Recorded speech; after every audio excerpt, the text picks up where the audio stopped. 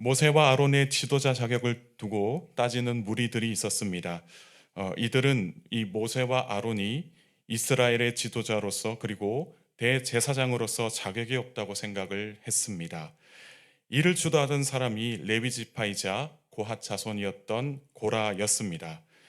지금까지 모세가 애굽과 광야에서 수고한 일들을 생각해 보면 모세의 지도력을 논할 상황이 아니었습니다.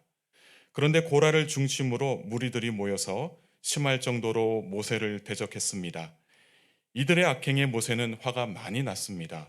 억울하고 분한 마음에 하나님께 기도합니다. 모세는 자신의 억울함을 하나님께 호소하게 됩니다. 이어서 모세는 고라와 그를 따르는 무리들에게 향로를 준비해서 여호와 앞으로 나오라고 말을 합니다. 그래서 하나님 앞에서 누가 지도자 자격이 있는지 묻자는 것이었습니다. 그래서 고라와 그의 무리들은 모세의 말대로 향로에 불을 담아서 회막문의 문 앞으로 오게 됩니다. 그리고 아론도 함께 그 회막문에 서게 됩니다. 그런데 여호와 앞에서도 이 고라는 무리들을 선동하여 모세와 아론을 대적하는 것을 볼 수가 있습니다. 모세와 아론을 지도자 자리에서 완전히 몰아내려는 속셈이었던 것 같습니다. 19절의 말씀을 제가 읽겠습니다.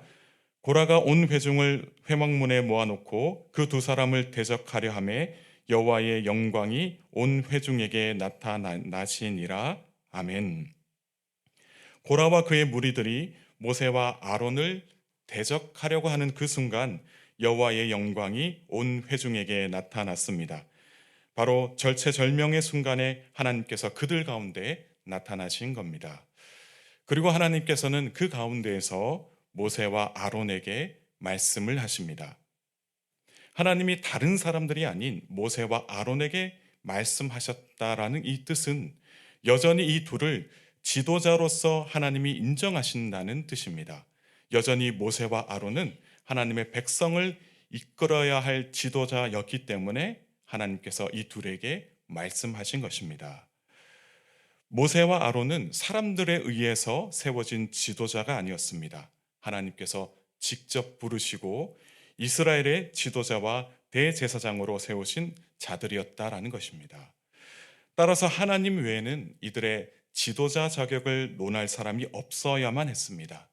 다르게 말하자면 하나님께서 직접 이들을 지도자 자리에서 내려오게 하지 않는 이상은 모세와 아론은 여전히 하나님께서 인정하시는 지도자였다라는 것입니다. 세상적으로 그가 얼마나 유능하고 또 외모가 출중하고 지식이 많은가, 이것이 그들의 자격을 유지하게 만드는 조건이 아니었습니다. 전적으로 하나님께 달려 있었다라는 것입니다. 신약 시대를 보면 예수님을 메시아가 아니다, 하나님의 아들이 아니다라고 예수님의 자격을 문제 삼았던 종교 지도자들이 있었습니다. 이들의 기준에서 보면 예수님은 다윗과 같은 용맹한 왕이 아니었고 또 인간의 모습을 하고 있었기 때문에 하나님의 아들도 아니었습니다. 그러나 우리 인간이 감히 예수님의 자격에 대해서 논할 수 없는 이유는 예수님은 하나님의 뜻에 의해서 이 땅의 메시아로서 오신 하나님의 아들이셨기 때문입니다. 따라서 종교 지도자들은 예수님의 자격을 논할 것이 아니라 믿음으로 받아들이는데 더욱 힘을 써야 했다라는 것입니다. 그러나 예수님은 이들의 어리석음과 약함을 알고 계셨기 때문에 그래서 예수님은 하나님의 뜻을 위하여 그들의 비난과 조롱을 끝까지 인내하며 참으셨던 것을 볼 수가 있었습니다. 이 고라와 그의 무리들이 모세와 아론을 대적했던 그 이유도 모세와 아론이 자신들이 생각했던 지도자상이 아니었고 또 여태까지 해온 그 일들을 보니 잘 못한다고 생각했기 때문입니다. 차라리 내가 하면 더 잘할 수 있는데 이런 생각이 그들에게 있었던 것 같습니다. 그러나 하나님은 이들의 교만함을 가만두지 않으려 하셨습니다. 21절의 말씀도 제가 읽겠습니다. 너희는 이 회중에게서 떠나라. 내가 순식간에 그들을 멸하려 하노라. 하나님께서는 모세와 아론에게 말씀하시기를 너희는 회중에게서 떠나라 라고 말씀하셨습니다. 회중들로부터 너희가 떠나게 되면 순식간에 이스라엘 백성들을 멸하시겠다라고 이야기하십니다. 여기서 순식간에라는 말로 알 수 있듯이 하나님께서는 심판을 할 것인가 말 것인가에 대해 조금도 고려할 마음이 없으셨다라는 것을 알 수가 있습니다. 하나님은 고라와 그의 무리들의 교만함을 보시고 당장 심판해야겠다고 확정을 지으셨던 것입니다. 모세와 아론은 그러나 지금까지 하나님과 이스라엘 사이에서 중재자로 살아왔습니다. 이 중재자로 살아왔다라는 것이 처음에는 그들이 받아들였던 것은 아니었습니다. 처음에는 어색하고 힘이 들었지만 이제는 중재자로 산다는 것이 그들에게 사명과도 같은 일이었습니다. 지금도 이 자신들을 모욕하고 비방하는 이스라엘을 대신해서 이 하나님께 기도하는 것을 볼 수가 있습니다. 22절의 말씀을 우리가 함께 읽겠습니다. 그 두 사람이 엎드려 이르되 하나님이여 모든 육체의 생명의 하나님이여 한 사람이 범죄하였거늘 온 회중에게 진노하시나이까. 아멘. 지금 모세와 아론은 함께 엎드려서 기도를 하고 있습니다. 그 누가 먼저라고 할 것 없이 이 둘은 하나님께 이스라엘을 위해서 기도하고 있는 것입니다. 자신들을 배반하는 이 이스라엘이 뭐가 이뻐서 이러는 것일까요?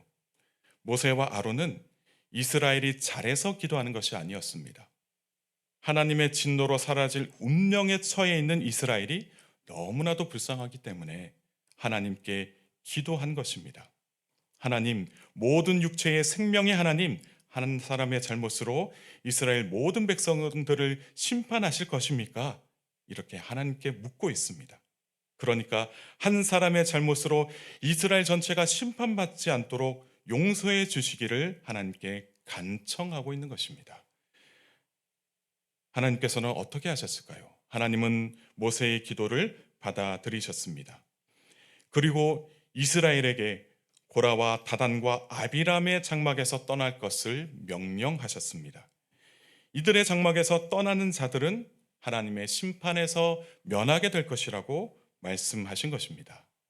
비록 한 사람의 죄악으로 함께 범죄하게 되었지만 하나님의 죄 사함을 얻을 수 있는 기회를 그들이 얻게 되었다는 것이죠.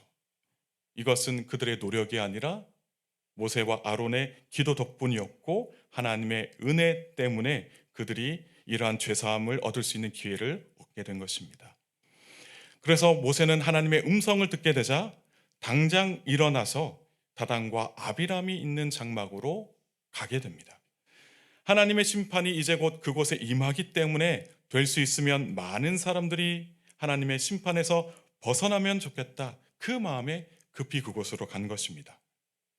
이 장막에 도착한 모세는 그곳에 함께 있던 회중들에게 명령을 하게 됩니다. 무엇이라고 명령을 하냐면 첫째는 다단과 아비람의 장막에서 떠나고 또 둘째는 그곳에 있는 물건을 만지지 말라고 이야기합니다.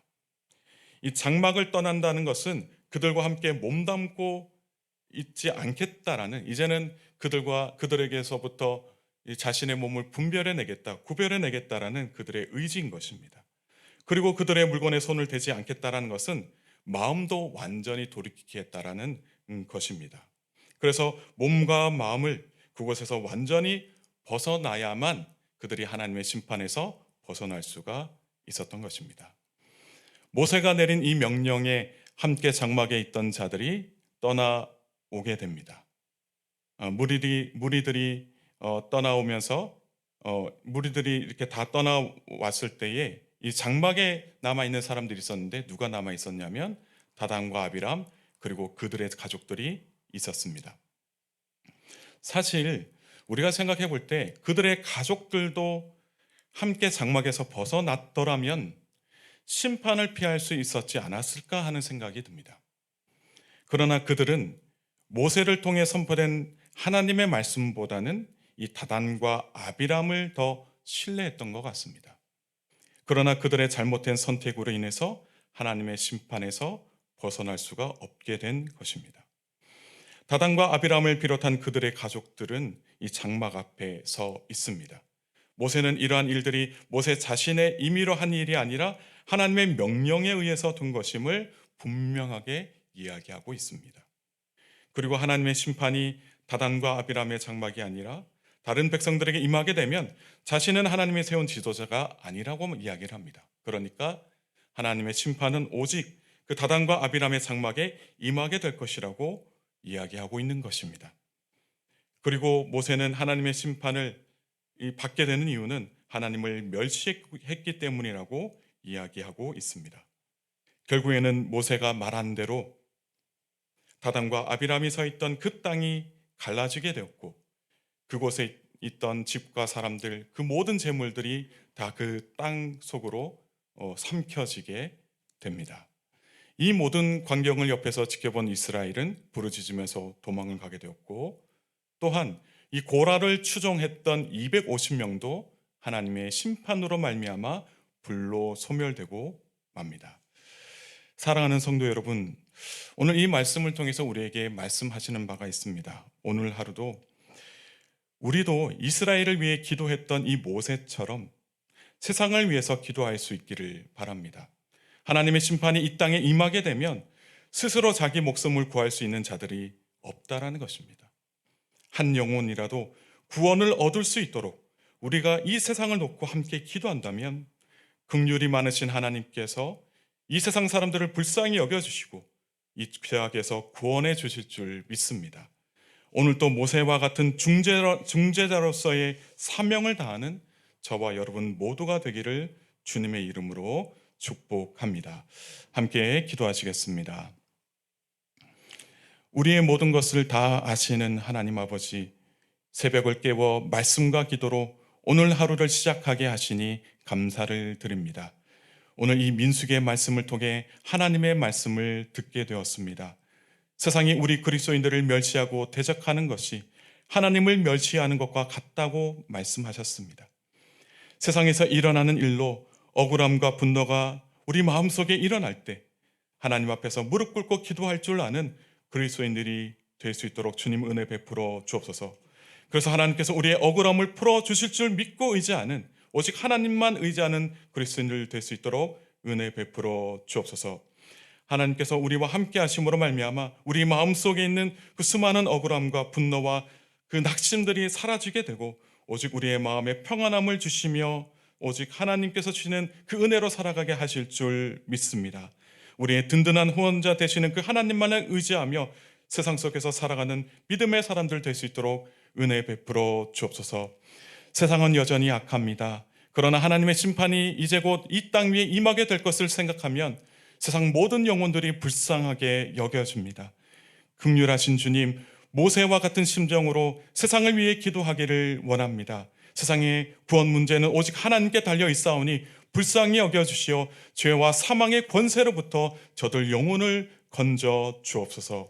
가까이에 있는 사랑하는 가족들의 영혼을 구원해 주시고 친척과 친구들 또 우리 주변에 있는 수많은 이웃들의 영혼도 불쌍히 여겨 주옵소서. 하나님, 오늘도 주님 뜻대로 살기를 원합니다. 사랑하는 교우들, 오늘 하루도 말씀 안에서 평안과 위로를 얻으며 힘있게 살아갈 수 있도록 은혜 베풀어 주옵소서.